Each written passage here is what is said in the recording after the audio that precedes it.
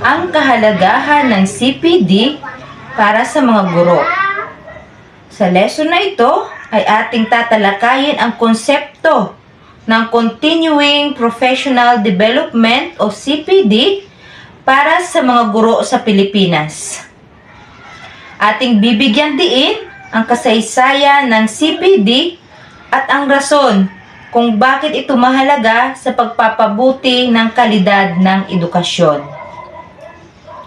Layunin nitong hubugin ang mga guro na maging lifelong learners na aktibong makikilahok sa batas na ito upang maging mas epektibo at makabagong mga tagapagturo. Learning outcomes number 1. Why CPD is necessary for professional teachers? Unang layunin. Ano nga ba ang kahalagahan ng CPD? Sa aking pananaw, sa panahon ngayon, dapat flexible at innovative ang mga guro. Kaya naman, aming ipapaliwanag sa inyo kung paano makatutulong ang CPD sa pagpapaunlad ng ating skills sa pagtuturo, pag-unawa sa makabagong pedagogy o mga pamamaraan sa pagtuturo, at pagpapanatili ng kaalaman, kasanayan na kailangan sa pagtuturo. Tatalakayin din ang epekto ng CPD sa teaching process ng ating guro at learning process ng mga mag-aaral. Number 2, discuss pertinent provision of CPD Acts of 2016 and other related legal documents. Sinasabi po sa pangalawang layunin, ano nga ba daw ang batasang pang-CPD? Matutunan natin dito ang mga probisyon ng CPD Act of 2016 at iba pang kaugnayan ng mga batas. Gayon din ang mga alituntunin at regulasyon na namamahala sa CPD sa Pilipinas at ang responsibilidad ng mga guro sa pagtuturo nito. Number 3 po, commit to continuing professional development. Sinasabi po sa pangatlong layunin na kung paano daw tayo makakumit sa batas na ito. Ang aralin pong ito ay hindi lamang tungkol sa pag-unawa sa kahalagahan ng CPD. Bagkus, ito ay ang ating role as a teacher na ating isa sa buhay. Kaya naman, inaasahan na ang araling ito ay maging inspirasyon at gabay sa atin upang magkaroon tayo ng commitment sa patuloy na pag-aaral at pagpapaunlad ng ating mga profession skills at competences.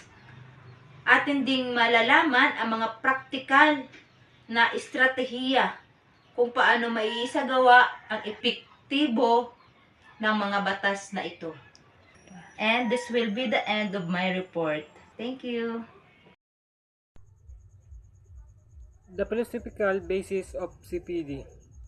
Growth is an evidence of life that implies that anything that is alive grows, or anything that grows is alive. So teacher who is alive grows physically, psychologically, mentally, socially, emotionally, spiritually. If he and she doesn't grow, it means she is no longer alive. The overall goal of these learning communities is to provide teachers with resources to engage in action research. Hercon 2006, which is usually a form of classroom based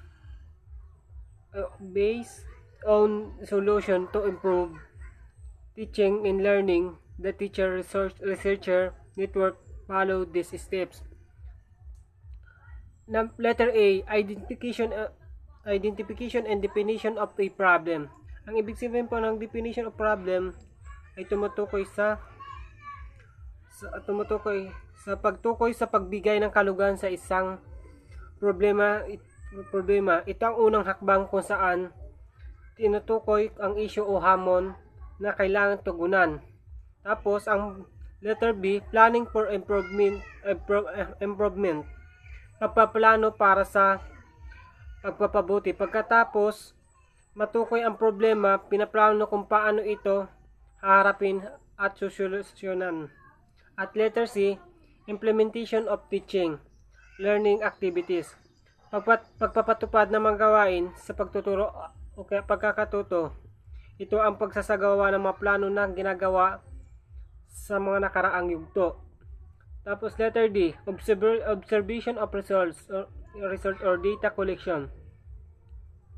Pagmamasid sa mga resulta, pangalap ng datos, pagkatapos may sasagawa ang mga gawain, sinusuri ang mga resulta upang makita kung epektibo ba ang mga ito. Letter E, reflection of the outcomes. Pagninilay sa mga kinalabasan, ito ang huling yugto kung saan sinusuri ang kabuuan ng proseso, ang matutunan at kung ano ang maaring gawin kung maipapabuti ang pa ito sa hinaharap. Another effective strategy for PD Singapore is the lesson study Lewis Perry in Hard 2004. Adapted from Japan, the overall goal of lesson study is to foster collaborative inquiry in data driven in pedagogical reflection in teachers or cyclical fast-paced in 2014. Number 1, study pace. Ibig sabihin, ang study pace, teachers analyze the curriculum to be a taught and formulate long-term teaching in learning goals. Ang paliwanag po doon sa number 1, ang pagkatagalog po sa yugto ng pag-aaral, sinusuri ng mga guro ang curriculum at bumubuo ng pagmamatagalang mga layunin sa pagtuturo at pagkakatuto. At ang number 2 naman po ay number 2 to planning pace. Teachers and select lessons for research, predict student thinking and difficulties. So ang difficulties and plan the implementation of the specific lesson for data collection. Ang ibig sabihin po dito, number 2, yugto ng pagpaplano, pumipili ang mga guro ng mga paraan like ng mga aralin para sa pananaliksik, hinuhulaan ang pag-isip at mga paghihirap ng mga mag-aaral, at pinaplano ang pagpapatupad ng matiyak na aralin para sa pangangalap ng datos. At ang number 3 naman po ay analyze pace. Teachers observe and discuss the classroom evidence collected in videos and student written work. So ang Tagalog naman po doon, yugto ng pagsasuri, pinagmamasdan at tinatalakay ng mga guro ang mga ebidensya sa silid-aralan like ng mga nangangalap ng halimbawa, mga video, sulatin at ng mga mag-aaral. At ang number 2 naman, reflection phase. Teacher discuss students learning and identify new areas for partner inquiry. So ang Tagalog naman po dito ay pinapahiwatig nila ay yugto ng pagninilay. Tinatalakay ng mga guro ang mga pagkakatuto ng mga kaaral at tinutukoy ang bagong lugar para sa karagdagang pagsisiyasat. And then much of the professional development of Singaporean teachers to course within school sitting through the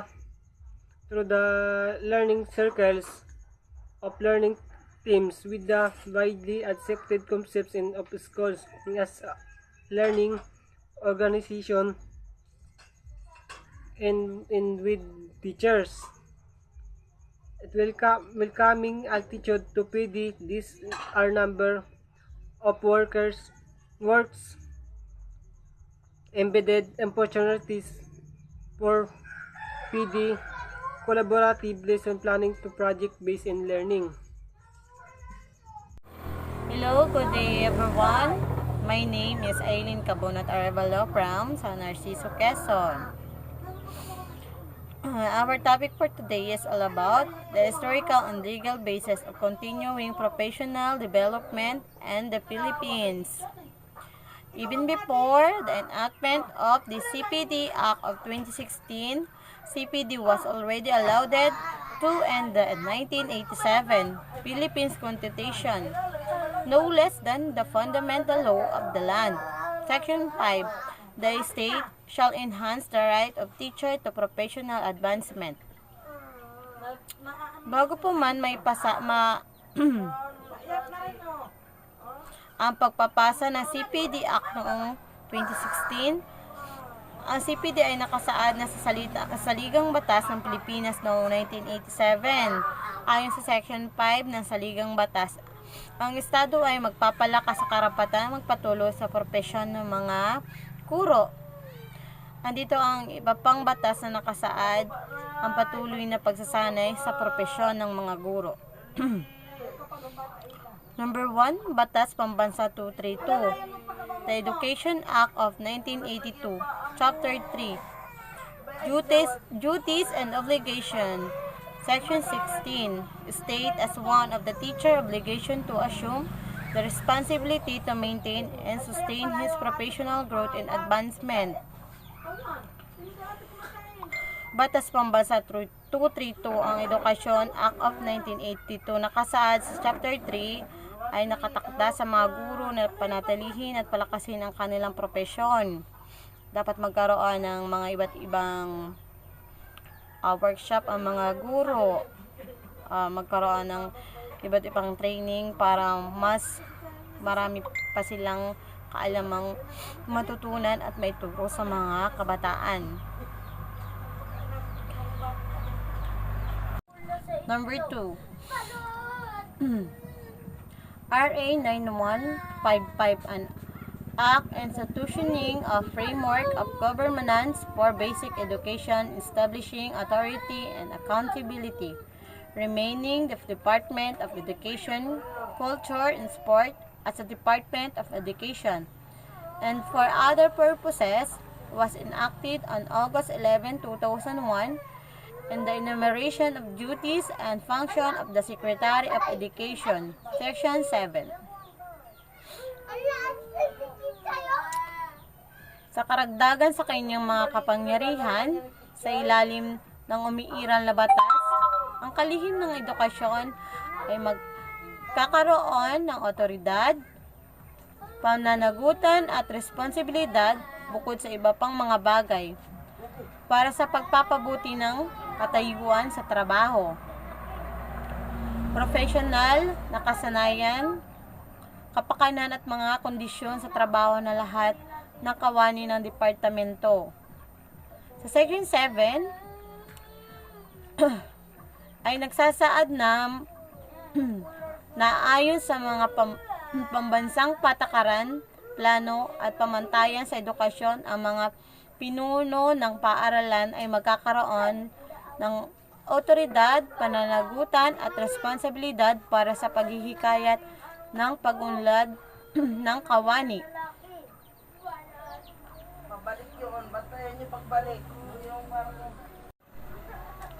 Number 3, RA 7836, the Teachers Professionalization Act also provided for mandatory continuing professional education or CPE, now offered to one continuing professional department CPD. Upang hikayatin ang patuloy na pag-unlad ng propesyon at pagbibigay ng karagdagang batayan para sa mga merit promotion. Bukod sa kanilang rating sa pagganap, ang mga guro ay maaaring kumuha ng pagsusulit, pagsasalita at pagsulat na hindi bababa sa isang beses sa 5 taon bilang batayan para sa merit promotion. Sa pagkuha ng pagsusulit na ito, walang bayad na kailangang bayaran. Kaso sa kasamaang palad, dahil sa kakulangan ng pondo, ang pagsusulit sa merit ay hindi pinatupad hanggang sa oras ng pagsulat.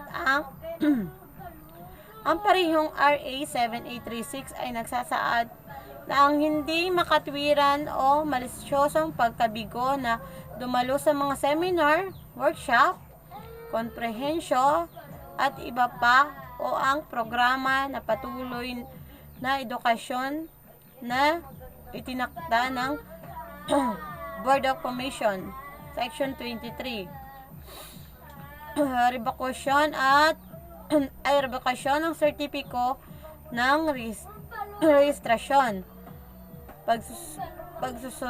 pagsuspindi sa pagganap ng propesyon na pagturo at pagkansela sa pansamantalang special na pahintulot. Number 4. The Board for Professional Teacher, BPT, also passed Resolution Number 435-177 to adopt the Code of Ethics for Professional Teachers pursuant to the provision of Paragraph Article 11 of RA 7836, otherwise known as the Philippines Teacher Professional Act of 1994.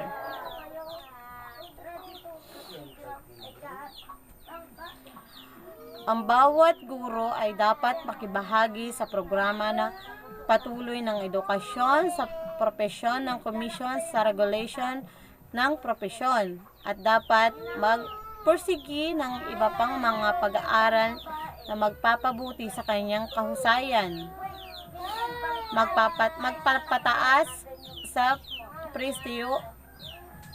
prestihiyo ng kanyang propesyon at kapangyarihan sa bawat bansa at ibabang bansa. Ang mga guro ay dapat makiisa sa mga training program upang mas marami pa silang kaalaman na may ituro sa mga kabataan sa ngayon. Number 5. Executive Order Number 266, Institutionalization of Continuing Professional Education or CPA Program of the various professional regulatory boards or PRBS under the supervision of the Professional Regulation Commission PRC. This was assigned issued by the Office of the President Fidel B. Ramos on July 25, 1995. Ang pagpapatupad ng mga lisensyang profesional ng programa sa patuloy na edukasyon sa propesyon na inanggap ng lahat ng board ay ipinapataw bilang isang kailangang pangangailangan para sa pagpapanibago ng mga lisensyang professional. Section 1.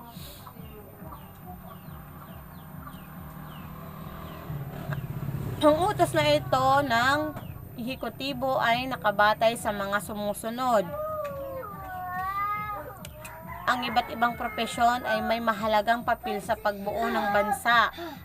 Mahalaga na ipataw sa mga rehistradong profesional ang pagkumpleto ng programa sa patuloy na edukasyon sa prosesyon CPE na inagap ng kaugnayan ng board bilang prerequisito para sa pagpapanibago ng kanilang mga lisensya.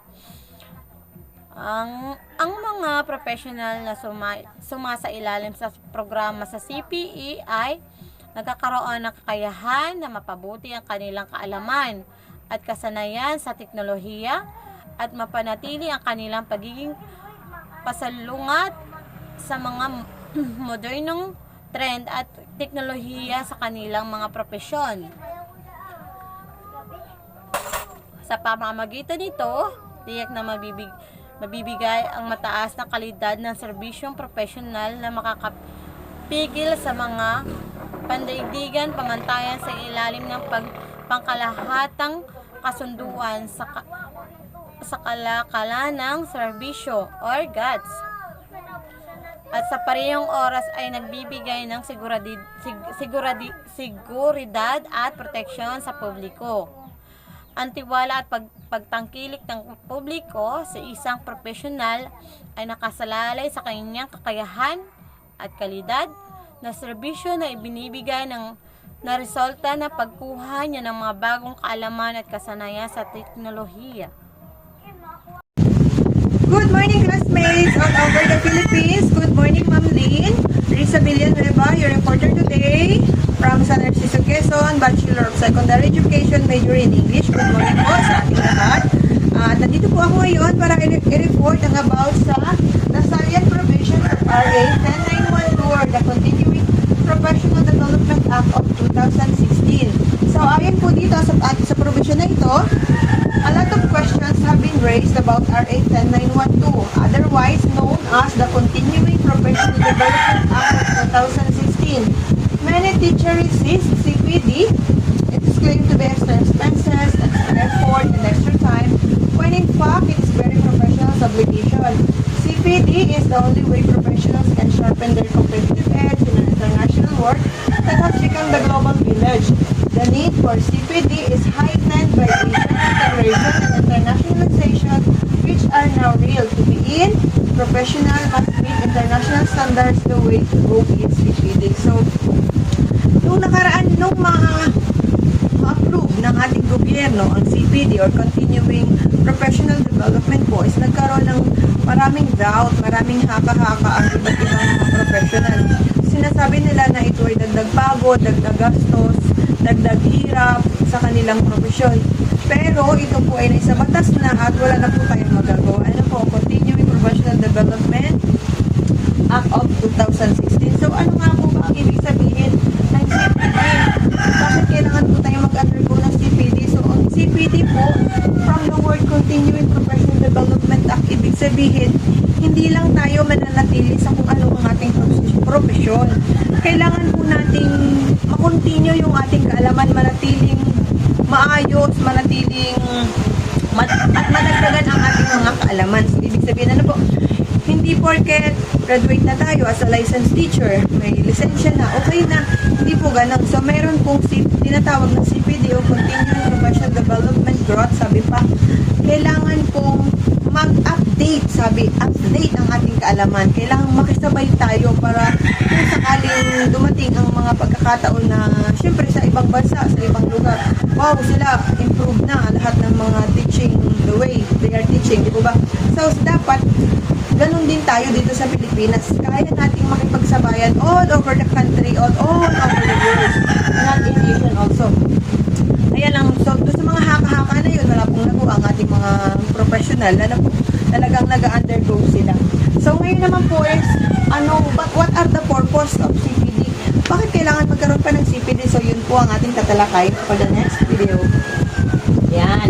The purpose of CPD for professional are stated in RA 10914 Article 1 Declaration of Policy. It is hereby declared the policy of the state to promote and upgrade the practice of professions in the country. Towards this end, the state shall institute measures that will continuously improve the competence of the professionals in accordance with the international standards of practice, thereby ensuring their contribution in uplifting the general development of the nation. The state policy in promoting and upgrading the practice of professions in the country and the institutional measures to continuously improve the competence of the professionals, a competitive edge in the Asian region and in the world. So, ano yung purpose? Sabi pa ng CPD, bakit kailangan tayo ay magkaroon ng CPD? Program pa na yan. Samantalang graduate na tayo, may lisensya na, okay na, dire-diretso na. Go with the flow na lang ng pagtuturo. So, hindi po ganun. Ang layunin po ng CPD, ang kanyang purpose, bakit tayo nag-undergo, para tayo ay hindi maiwan sa larangan ng mga makabagong style ng pagtuturo, sabi pa. Kaya nating makapagkompetensya sa iba't ibang bansa sa buong daigdig. Ano po? sabi pa nga po ay, di ba pagka hindi nag-improve ang isang guro, nanatili siya sa kanyang old version ng pagtuturo, ibig sabihin, hindi siya nag-undergo ng CPD. So, kung ang halimbawa po dito ay, when I was in high school, I have a teacher in mathematics major, So, yung aking teacher po na yun, pag siya'y nagtuturo, ang dami niyang dalang books bago pumasok sa room namin. Ang kapal ng books, may dala pa siyang isang box na chalk, tapos mahabang stick. Ang lakas ng bones talaga ng pag siya po ay nandun sa aming room. Meron pa po siya mga dalang Manila paper, visual aids, mga dinidikit sa aming blackboard. So, talagang naghihirap si teacher para lang maiatid yung karunungan niya na dapat ay alam din ng mga estudyante. So, ganun po. Tapos, ikumpara niyo po siya noon sa ngayon. So, ano na po yung mga teacher sa ngayon? Even though yung mga old na unang gumraduate na malapit na mag-resign sa pagtuturo, ano po yung pagkakaiba ng pagtuturo noon sa pagtuturo ngayon? Diba?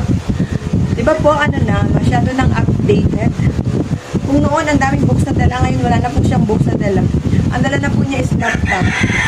HDMI connector. May monitor na sa loob ng classroom. Pindot-pindot na lang sa teacher. Diba? Ganun na po ngayon. So, yun pong nag-upgrade yung kanyang kaalaman, na-update po ang kanyang kaalaman. So, kung noon, ang dami niyang sinusulat sa blackboard, halos buong blackboard mapuno, ngayon hindi na. At then, mapapansin niyo po ngayon sa ngayon, hindi na din po halos nagagamit ang blackboard, di ba? Kasi naka-monitor na po. Lahat ng classroom ngayon may monitor na. So, kung si old teacher ay hindi nag-undergo ng CPD, hindi niya malalaman kung paano magkaroon ng ganong mga bagay sa school. Hindi niya malalaman. Ay, mananatili siyang old version. Mananatiling ang dala niyang books is ang dami dala niyang eraser, mga pamukol, chalk na isang box. Samantala ngayon, ang teacher po, kung inyo mapapansin, halos napaka-unti na ng chalk. Wala na halos. Kasi pindot-pindot na lang si teacher. Makikita na agad sa monitor. Di po ba? Ganun na po ngayon. So, ganun po yung update ng CPD. Yun po ang purpose ng CPD o Continuing Professional Development. Ni-update yung isang guro o kung ano mang profesyon niya sa kanyang tinapos, ina-update yung kanyang kaalaman para maka-adapt tayo sa ating mga estudyante, especially the students. Di ba? Ang mga estudyante ngayon ba, 3-year-old pa lang, ang gagaling ng gumamit ng cellphone, ng mga sobrang high-tech na ng ating teknolohiya ngayon. So, kung hindi po mag-undergo ang teacher ng CPD, hindi niya malalaman. Hindi po siya mag-i-improve sa kanyang profesyon na tinapos. So, ibig sabihin po, sa CPD, nagkakaroon ng chance ng ating mga guro na i-update ang kanyang kaalaman at ang bawat profesyon ng mas makabagong pamamaraan sa pagtuturo. Ayan na po. So, ito po ang purpose of CPD for professionals stated in RA 10912 article or the Declaration of Policy. Ibig sabihin, di ba, ngayon yung mga teacher natin, mas isabak muna sa mga teacher sa ibang bansa, kaya natin. Hindi, ano po, medyo may nahuli nga lang sa ibang development, pero hindi ganun, kasi because of CPD. Ayan. Number of CPD units required. So, ilan nga po ba yung number na kailangan natin na required ng CPD sa pagtuturo? Ano po? According to Article 3, Section 10, the CPD Act states, the CPD is made as a mandatory requirement in the renewal of the Professional Identification Card or PIC of all registered and licensed professionals. How many credit units required in the renewal of PIC for the professional teachers group based on Professional Regulatory Board for Professional Teacher Resolution number 11, Series of 2017, the following credit units are required. So, ibig sabihin, kung ikaw ang tinapos mo po ay isang guro, ang profession mo ay isang guro, makikita mo ang credit unit na required mo para makarenew ka ng lisensya ay sa Resolution number 11, Series of 2017. In the year 2017, makikita niyo naman po, 15 units ang required. January to December 2018, 30 credit units. January 2019 onwards, 45 credit units. Kung mapapansin niyo po, pataas ng pataas ang credential na kailangan ng isang guro. Every year, nagbabago. Kung ilang credit units ang kailangan ng isang guro bago makarenew ng lisensya. And then, wala na po tayong magagawa sa kabila ng lahat ng mga haka-haka. Kasi mandatory requirements na po siya para makarenew tayo ng lisensya bilang isang So, ibig sabihin, kung hindi tayo mag-under, hindi natin ma-achieve ang mga credit unit na yan, hindi po tayo makakapag-renew ng ating lisensya bilang isang teacher. So, ang teacher po ay nagre-renew ng lisensya according to the teachers na aking nakausap na master teacher po. Every 3 years daw po sila nagre-renew ng kanilang lisensya. And then, tinanong ko din si Sir, Sir, what if hindi mo ma-achieve yung credit units na dapat ay ma-achieve mo bago ka mag-renew ng lisensya? So, sabi ni Sir, si PRC naman, o Philippine Regulatory Commissions, ay nagkakaroon siya ng, sabi pa ay, binibigyan niya ng way kung paano makakakuha ng credit unit na kailangan o meron siyang, ano bang tawag dun sa, napapakiusapan si PRC kung halimbawa po at hindi natin makamit yung ating credit unit na kailangan sa pag-renew ng lisensya. And then, as my research po, based on my research is, ang akin pong nakita din na meron din pong exemption ang pagkuha ng credit units. Ibig sabihin, kung ikaw ay isang teacher na nagkaroon ka ng malubhang karamdaman, yun, hindi ka po nakapag-undergo ng mga, hindi mo na-achieve ang credit units na ito, yun po, isa po sa exemption yung malubhang karamdaman. May malubhang karamdaman that year, kaya binibigyan ka ng konsiderasyon, yun po ay ibig sabihin ko. Nabibigyan ng konsiderasyon si PRC based on your, kung ano nangyari sa'yo. At doon, nagkakaroon din siya, bibigyan din siya ng konsiderasyon kung sakaling hindi mo ma-achieve ang credit units na iyong kailangan sa pag-renew na iyong lisensya. Sabi ni Sir is, nauutang daw ang credit units. Kung halimbawa po, nagkulang ka ng 2 credit units, pwede mo siyang punan for the next following years para sa pag-renew. But hindi mo na lang, kailangan mo talagang mag-undergo. Ngayon naman po is, ang tanong is, paano po tayo nagkakaroon ng credit units? Diba? Saan nakukuha po yung mga CPD credit units na yan? Okay. The next topic is, ways by which professional teacher can earn credit units as shown in the figure below. CPD units can be earned in 4 ways.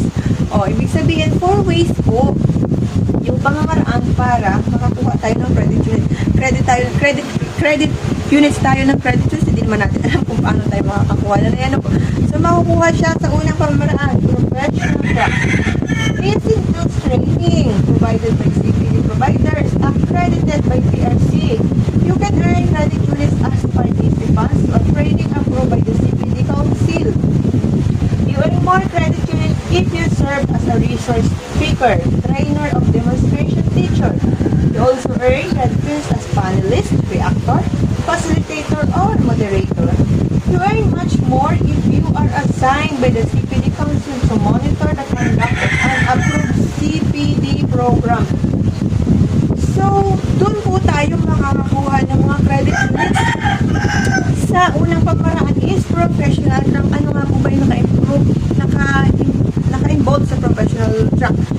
Naka-involve po dito yung mga trainings, seminars na ina-attenda ng mga teachers, which is accredited by PRC. Halimbawa, yung CPD Council po nag-assign, gumawa siya ng isang seminar, so kinakailangan mong makadalo dun para magkaroon ka ng credit units, which is automatic. Din tinanong ko po yung akin, yung isang teacher ko, sabi ko po is, paano nagkakaroon, paano malalaman na meron ka ng credit units? So, ang PRC po pala is lahat ng teachers ay may data. May data po sila, naka-electronic data. Kumbaga ay sila na po yung nakikita nila, over na umattend ka ng seminar, lalabas sa iyong information sheet, umattend ka ng seminar, automatic may lumalabas ang credit units na iyong na-achieve. And then, mas mataas ang credit unit na natatanggap kung halimbawa ikaw na teacher ka o teacher ng grade 10, sila ang naatasan ng CPD Council na mag-undergo ng seminar na yun. So, sila yung punong abala. Sila yung speaker, sila yung lahat na mamahala ng program na yun. Mas mataas ang credit unit na ibinibigay sa kanila ng CPD Council. So, hindi po porque ikaw yung napag-utusan, wala kang credit na mas mataas. Meron po. Kumpara sa mga nakikinig lang. Ayan na po. Number 2, na parang pamamaraan kung paano tayo makakuha ng credit unit is academic track. This refers to the completion of the master's degree, completion of the candidacy, to the doctorate program, completion of the doctorate program, completion of postdoctoral diploma and being a recipient of a professional chair grant and or fellowship grant. Take note that only completion of the master's degree is given full credit units of 45. Earning MA units is not given any credit unit for completion of candidacy for the doctorate degree already entitles 1 to 45 credit units. The master's and doctorate degree marks for 5 years for renewal of professional license. Isa pa po sa pamamaraan kung paano tayo magkakaroon ng credit unit is academic track. So, ibig sabihin po, di ba may mga guro na gusto nila mas mataas ng posisyon? Nag-ambisyon sila na maging principal. So, sila ay nagdo-doctoral. Kung gusto na mas mataas ang level, kung kasi teacher 1, nagiging teacher 2, teacher 3, nag-undergo sila ng masteral. So, yun po is pag nag-undergo tayo ng doctoral, masteral, meron din tayong credit unit sa matatanggap na ibibigay sa atin ng CPD Council. So, ano po? Then, mayroon po ditong nabanggit na take note that only completion of the master's degree is given full credit units 45 professional chair grant and or fellowship grants. Completion of postdoctoral diploma, ibig sabihin kung pagka nakompleto na po natin yung credentials ng professional chair grant and fellowship grant, doon lang po tayo magkakaroon ng 45 credit units. Kumbaga, the master's degree and doctorate degrees must have been earned 5 years before renewal of profession, and then 5 years po siyang nare-renew if ever na entitled tayo na magkaroon ng 45 units. Number 3 ways of how to gain CPD units is self-directed track. This includes training offered by non-accredited CPD providers. It refers to learning activities such as online training, local, international seminars, non-degree courses, institutions or company-sponsored training programs, and the like, which is not undergo CPD accreditation but may be applied for and awarded CPD units by the respective CPD council. So, di ba, kung kanina doon sa professional track po is seminars na accredited by the PRC, yun lang yung pwede tayong mag-gain ng credit units. Pwede din po pala tayong maka-gain ng credit units in self-directed track, which is ito yung umaattend tayo ng mga seminars, learning activities na hindi siya accredited ng PRC. Ibig sabihin, pwede din po siyang maka-gain tayo ng credit units kung i-approve po ito ng CPD Council. So, siguro may mga requirements para ito ma-approve. May mga hihinging papeles kung ito nga ba nag-undergo tayo ng learning activities na ito, which is not accredited by the PRC. So, pwede din po natin i-apply siya na credit unit if ever approved. Kung ito ay ma-approve ng CPD Council. So, number 4, productive scholarship. So, number 4 ways to gain CPD credit unit, productive scholarship. This means that the professional teachers has developed program, training, module, curriculum, guide, or any other resource materials. Or the professional teacher has written an article in a profession's magazine or technical research paper, or even better, if the technical paper is published in a referred, peer-reviewed professional journal. Best in the profession's teachers writes a book or monograph or comes up with an invention or creative work, the latter entitled him or her to 45 credit units. Wow! So, ibig sabihin, productive scholarship. Kung tayo ay malawak ang pag-iisip, malawak ang imahinasyon, mahilig magsulat, at makabuo tayo ng isang libro or magazine which is published, or makabuo tayo ng isang invention, science, or mathematics formula, at ito'y kinilala, automatic tayong mapapabilang sa magkakaroon ng 45 credits. Wow, ang taas ito ba? Kaya pala po may mga teacher na nagsusulat sila, nagtatry na makabuo ng isang libro. Meron namang mga invention sa science, meron namang mathematics formula like in Godofredo M. Tan, School of Trades and Arts. May isa pong teacher doon na nakabuo ng mathematics formula, which is ginawa nila ng letter sa ating presidente na si Pangulong Bongbong Marcos. Ano po? Mathematics formula po ang nabuo ni Sir Cal Cabin. So, ibig sabihin, dun sa kanyang nabuong formula na yun, na pinapruban, ay nagkaroon po siya ng 45 credit units at taas. Kaya yung mga teacher po siguro na mahilig magkutingting, mahilig magsulat, kung ano-ano man, ay magkakaroon po sila ng 45 credit units if ever na makilala ang kanilang ginawa. So, yun po. Ano ang ibig sabihin ng CPD? Continuing Professional Development. Ibig sabihin, pag-update po sa ating sarili, pag-update sa ating kaalaman para tayo ay mas mag-improve. Kailangan natin mag-undergo ng CPD program at hindi po pwedeng hindi dahil ito ay mandatory requirements na po ng PRC o Philippine Regulatory Commissions. At meron pong every year nagkakaroon ng iba't ibang units na pangailangan ang sina-require ang CPD. So, saan po siya makukuha ang CPD? Sa pamamagitan ng 4 na pamamaraan. Una, professional track, academic track, self-directed track, and productive scholarship. So, pagka may mga trainings and seminars accredited by the PRC or hindi accredited ng PRC, approved by the CPD Council, magkakaroon tayo ng credits unit. So, that's all. Thank you. Yun po ang aking report. Thank you very much. Hello ma'am, good morning po. My name is Franco Angelo Igreso. I'm from SC11 San Narciso. My section is 1E15A. My report is CPD in Japan. CPD in Japan, ang bawat guro ay pinapanahong naghahanda ng pinakamahusay na posibleng aralin na nagpapakita ng mga estratehiya upang makamit ang isang tiyak na layunin ng mga mag-aaral na maging aktibong tagapaglutas ng problema o mga mag-aaral ng isa't isa sa pakikipagtulungan sa ibang mga kasamahan. Ang isang grupo ng mga guro ay nagmamasid habang ang aralin ay itinuturo at karaniwang nagtatala ng aralin sa isang bilang ng mga paraan, kabilang ang mga videotape, audiotape, at mga obserbasyon. Sa pagsasalaysay at sa checklist na nakatuon sa mga lugar ng interes sa pagtuturo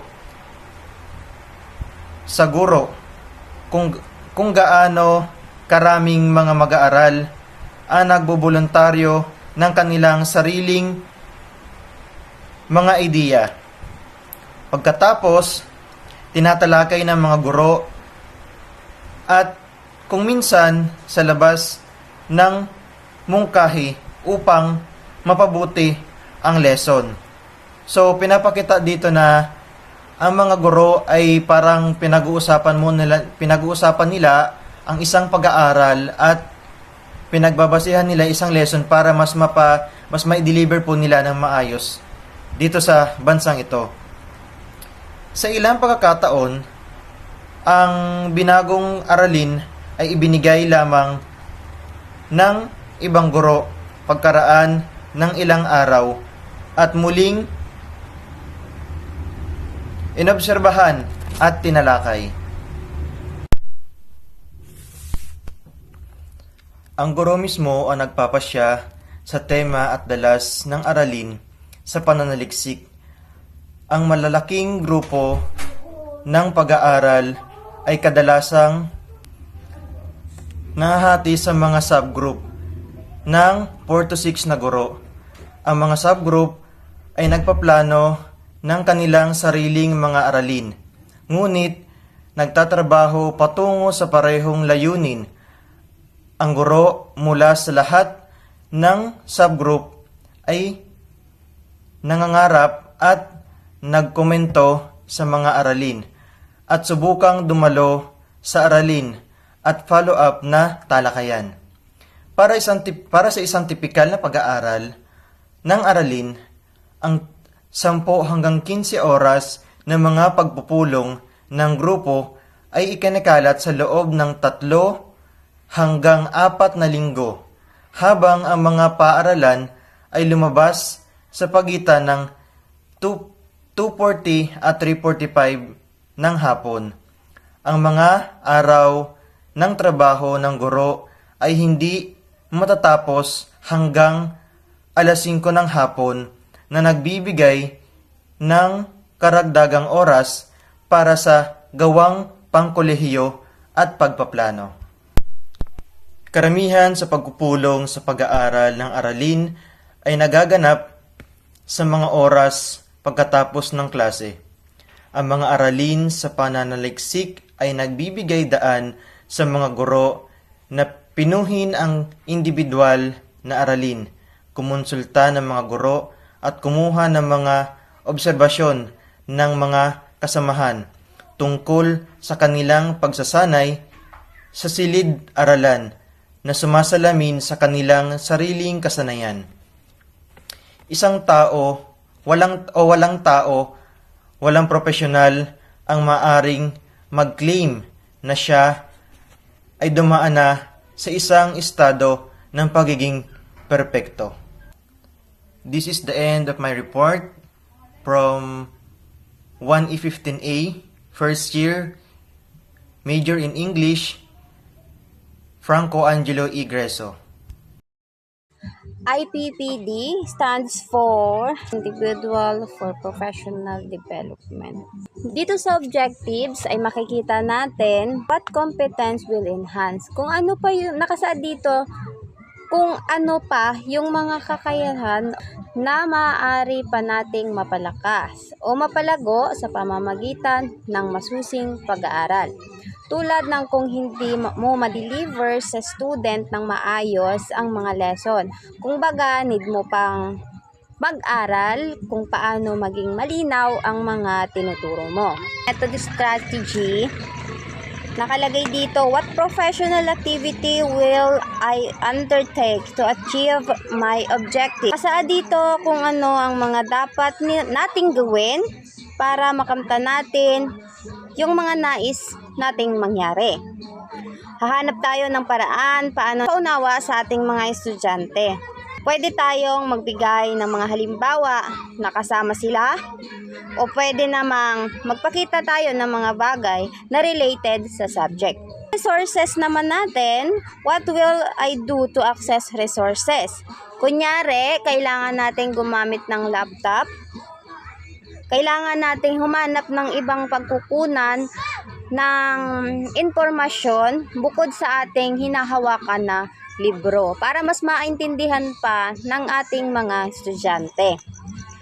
At kasunod naman ng resources, yung time and frame. Kung baga, nakapaloob dito kung hanggang kailan mo lang dapat na magawa o matapos ang inyong plano. Dapat ay mayroon tayong allotted time para sa ating tinuturo. Kung ang plano natin ay within a week, dapat natin yun ay matapos. So, dapat talaga tapusin po natin yun. O di naman kaya sa isang section, meron lang tayong allotted na 45 minutes, dapat yun ay ating matatapos. Dito naman sa success indicator, or what PPST competent would I have enhanced? Ito ay nahahati sa dalawa. PST na tinatawag, yun yung mga katangian ng isang guro na dapat pa nating taglayin para mas mapabuti pa yung ating pagtuturo. At yung isa naman ay tungkol sa estudyante, kung paano dapat na ma-improve ng estudyante yung kanyang sarili para magkaroon siya ng knowledge at makipag-connect siya sa atin. Dito naman sa continuing professional development, talagay dito, what do I need to improve my teaching? Sa ibaba, preparation of PP. So, ibig sabihin dito, yung magpe-prepare ka dun sa kailangan mong ituro na subject. Yung sa objectives natin, what should I do to address my needs? Ano yung kailangan nating gawin para maipakita natin ng maayos, maituro natin ng maayos yung ating pinaplano. Nakalagay dito to make PP for at least 5 lessons. So, kailangan meron tayong nakahanda na lesson na para sa kanila. Hindi yung kung kailan tayo magtuturo, saka lang tayo gagawa. What activity should I undergo to address my needs? Baba, tutorial. So, kailangan natin silang i-tutor o turuan sila ng Kung kinakailangan na i-one-on-one, mayroon kasing yung mga estudyante na slow learner. Resources needed. So, kung saan natin sila kukuhanin yung ituturo natin. Yung human, sa tao. So, pwede tayong humingi ng tulong sa ating kapwa teacher o sa mga mataas sa atin. Naman sa material, so ito ay gamit. Ito ay bagay. So, kailangan natin dito ng laptop or LCD nakalagay. So, bilang teacher, kailangan po talaga nating makisabay sa nauuso ngayon na mga materials na ginagamit ng kadalasang mga teachers. So, kailangan talaga natin mag-provide. Time and frame. So, katulad nung sa kanina, sa itaas, may allotted time tayo dapat. So, when am I supposed to have addressed my needs? So, kailan daw dapat natin yon? So, ituro. Nakalagay na siya doon sa ibaba. So, expected output. So, ano yung ina-expect natin? Ano yung inaasahan natin na magawa? Nakalagay dito sa ibaba, 5 PPS. So, hindi na tayo mahirapan ditong unawain dahil meron ng mga nakalagay. Expected outcome. Ano yung inaasahan nating mangyayari kapag tinuro natin yung ating mga pinlano na ituro, ating pinaghandaan. So, para daw ina-expect natin na mas mapataas pa ang mga score ng ating mga estudyante at mas mahasa pa rin naman yung ating uri ng pagtuturo. Yung lang po, maraming salamat. CPD in New Zealand. In New Zealand, the Ministry of Education gives funds for 20% release time for new teachers and 10% release time for second-year teachers. Ministry of Education to observe other teachers, attend professional development activities, courses, and work on curriculum. Mentor teachers deliberately spend time to observe and confer with beginning teachers. So, sa CPD in New Zealand, mas malaki pong funds ang nilalaan ng mga Ministry of Education sa mga bagong teachers, and sa mga second year teachers naman po, naglaan ang Ministry of Education ng 10%. So, naglaan po sila ng 20% na funds sa mga bagong guro dahil mas hinihikayat ng Ministry of Education ng New Zealand na doon sila magturo dahil parang kumbaga ini-encourage nila or masipagan pa silang magturo, kaya mas malaking percent ng funds ang inilaan nila sa mga bagong guro. Sa second year naman, meron silang 10% ng funds dahil sila yung mga pinapa-attend sa mga observe or sila yung mga nag-o-observe sa mga professional teachers, samantalang ang mentor teachers, sila naman yung nag-o-observe sa mga bagong teachers. So, ngayon naman po, tatalakayin din natin ang characteristic of effective CPD. Based on the professional development, practices, and experience of high-performing countries, we can say that ACPD, that work is number 1 po, is continuous. Pangalawa ay collaborative. Number 3 ay focus on a specific teacher's need. Number 4 ay job embedded. Number 5 ay given enough time. And yung number 6 po is funded. So, yung continuous, sabi din dito, CPD must be continuous. Those the word continuing professional development. A professional does not stop developing or else she or he runs stagnant water becomes putrid. So, sinasabi doon na kapag ikaw po ay isa ng CPD, hindi pa doon magtatapos ang gampanin natin. Kailangan maging hands-on pa din tayo sa pagpapatuloy or sa pagdevelop upang mas maging mabuti tayong isang professional na teacher. Dahil ang isang professional na teacher ay hindi naman porket isa ng teacher ay hindi na po titigil sa pagdevelop dahil sila po ay kinakailangan maghanap pa or magdevelop pa ng ibang opportunities to learn something new. Dalawa po, CPD must also be collaborative. Those that need to be part of a PLC, a professional learning community. It was Helen Keller who said, "Alone we can do so little, together we can do so much." So, dun po sa collaborative, Dito naman po ay CPD or Continuing Professional Development Effective. Pumapasok dito yung nagbabahagi po tayo ng mga kaalaman or let's say nakikipag-interact po tayo sa iba. To share some ideas, participating discussion, and also dito din po pinapalawak ang ating mga ideya based na din po sa ating mga iba't ibang experience. So, sabi po ni Helen Keller na alone we can do so little, together we can do so much. So, sabi po doon, kapag tayo ay nag-iisa, kunti lang po yung magagawa natin. Pero kung tayo po ay sama-sama, matatapos at magagawa po natin lahat. So, ang next po ay yung CPD must be focused on a specific teacher's need. It responds to a need, so is highly relevant to the teacher. A CPD that is prescribed by higher official does not necessarily respond to teacher's need. So, ito naman po ay kailangan focus lang tayo sa ating goals para maabot or ma-entertain natin yung mga needs ng isang guro upang masiguro na yung tinuturo po natin ay kumbaga, mas mabilis din ma-adapt ng ating mga estudyante. Kailangan focus tayo sa mga lesson na ina-address natin sa kanila. So, ang last po ay, if CPD is job embedded, it becomes even more relevant. The teachers has not to be removed to the workplace for CPD, so there is no work disruption.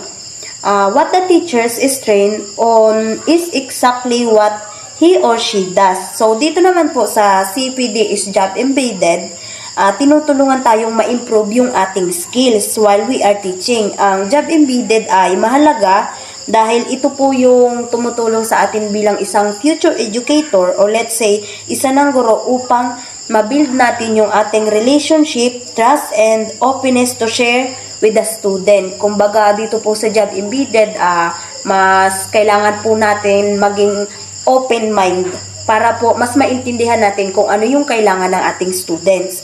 And the job embedded also helps to implement best practices and improve student outcomes. So yun lang po and thank you.